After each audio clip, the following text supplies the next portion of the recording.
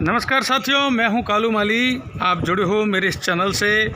अभी आपको मैं ये तस्वीरें दिखा रहा हूं साथियों, ये गेहूं गांव में दिखा रहा हूं। जगदम्बा मंदिर के पीछे जो पॉइंट है वहां की तस्वीरें दिखा रहा हूं आपको। ये देख लो, ये कचरा पॉइंट है, नगर परिषद द्वारा बनाया गया कचरा पॉइंट है। दिन में ये नगर परिषद कचरा डालती है और रात को ये जला देती है कचरा। और इस कचरे के धुएँ से जो परेशान ग्रामीण ने आज यहाँ प्रदर्शन भी कर रहे हैं और 1 तारीख के बाद ये अनशन पर बैठेंगे इस कचरा पॉइंट को से परेशान। ये देख लो, ये चारों तरफ धुएं निकल रहे हैं कचरे के, देख लो। 1 तारीख को चक्काजाम हड़ताल करेंगे ग्रामवासी पूरे। ये देख लो साथियों, धुआं देखो, चारों तरफ आग लगा दी गई है कचरे में। मिसमैनेजमेंट डन नहीं करेंगे, मिसमैनेजमेंट को भंग करेंगे। ये ग्रामीण यहाँ देखो मौके पे खड़े हैं। ये प्रवीण सिंह अगोर के नेतृत्व में यहाँ अनशन पर बैठेंगे ये ग्रामीण परेशान होकर। चारों तरफ धुआं ही धुआं निकल रहा है। मानव जीवन है, मनुष्य मात्र प्राणी मात्र के लिए, वनस्पति जीव जंतुओं के लिए खतरा है। इतनी गहरी सरकार को आज मालूम हो जाना चाहिए 1 अप्रैल से धरना है।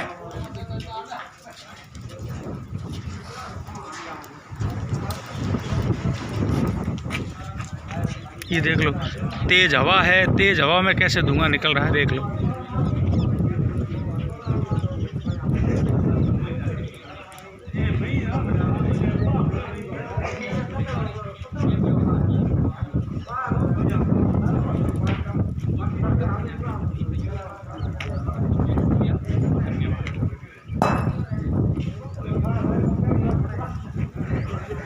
चारों तरफ धुआं ही धुआं। ये घड़ी आबादी है, देखो ये सारी घड़ी आबादी है। ये देखो रोइडा जैसा, आप रोइडे का ये देखो, इधर वृक्ष लगे हुए देखो, सब खराब हो रहे हैं, पेड़ पौधे सब खराब हो रहे हैं। इसके पास में जस्ट पूरी आबादी। ये देख लो, उधर धुआं निकल रहा है, पहाड़ दिखने भी बंद हो गए। ये देख लो, सुंदर सुंदर पेड़ पौधे थे, क्या हालत हुई है इनकी, देखो ना। नजदीक जाकर के देखो तो हकीकत में रोना आएगा। देखो ये रोइड है, ये ओरण क्षेत्र है, जोगमाया का ओरण क्षेत्र है। ये जोगमाया के तलहटी में मंदिर है। सरकार की सारी व्यवस्था फेल है आज की तारीख में। राज्य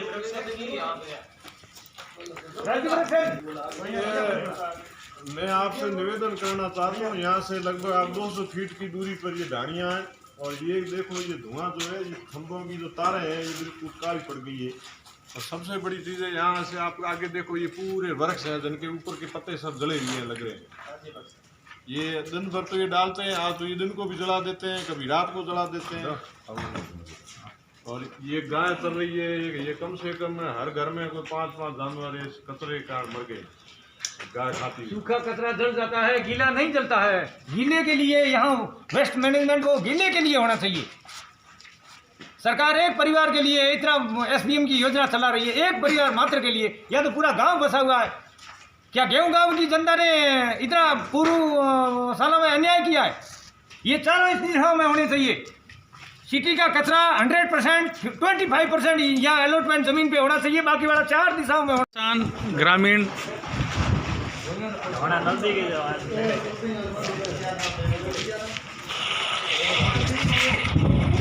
साथियों नमस्कार, मैं हूं कालू माली।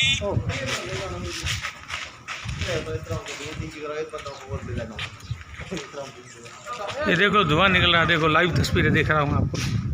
ये देख लो,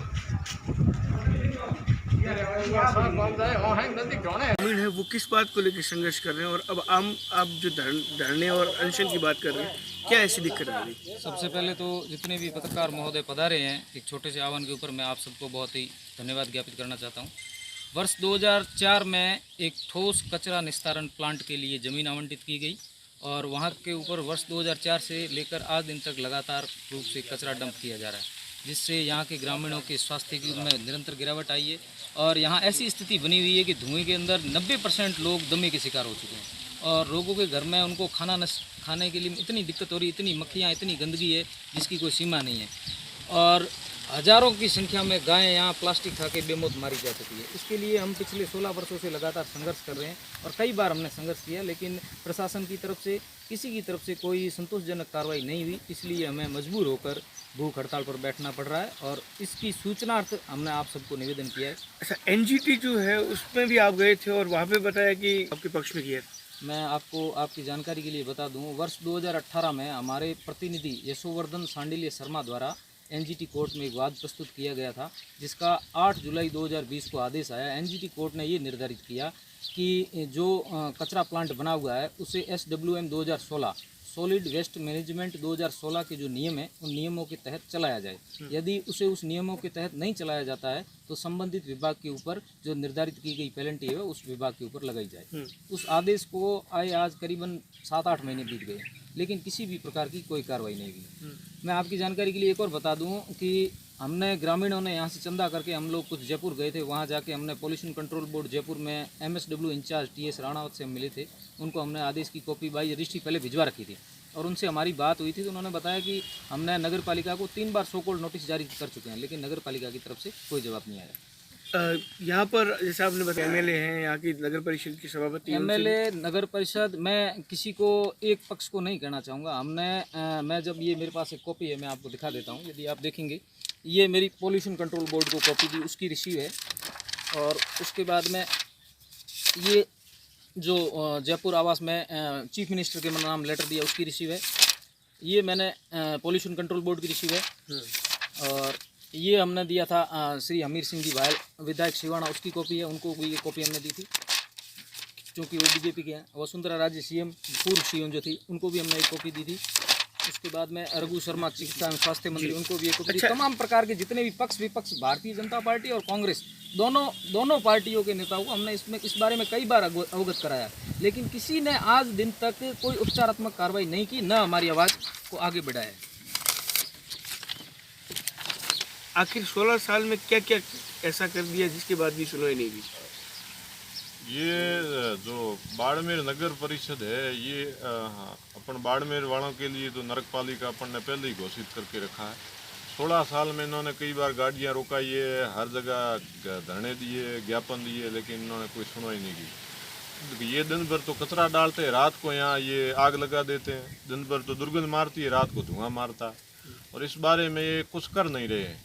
अब हम 15-20 दिन पहले हमने ज्ञापन भी दिया था कि भाई ये कुछ कार्रवाई करना, लेकिन अभी तक कोई हुआ नहीं। अब आगे हमारी रणनीति ये, जो भी ये कचरे की गाड़ियाँ हैं ये हम बाड़मेर जो नगर परिषद के आयुक्त हैं उनके घर में जाके डालेंगे, यदि ये हमारे इधर डालने आई तो। प्रशासन ने अभी सुनवाई नहीं की? प्रशासन ने, SDM साहब 1-2 बार आए थे, ये यहाँ अभी जो लगे हुए हैं इससे पहले लगे हुए वो भी 2 उन्होंने कोशिश की थी दिल से, फिर उनकी ट्रांसफ़र हो गई।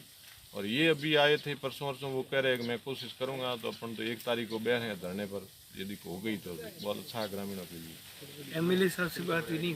ये MLA साहब तो लोक देवता हैं, एक ये अधिकारी है आयुक्त अशोक शर्मा, वो इनको पता नहीं साजिशों के तहत कुछ गुमराह कर रहा है।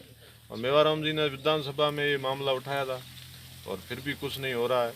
हमें लगता है कि अशोक शर्मा ये मेवाराम को बदनाम करने के लिए पिछले 20 साल से तो मेवाराम जी को वोट दे रहे हैं। वोटर लिस्ट देख लो, 99% यहाँ के लोगों ने मेवाराम को वोट दिए।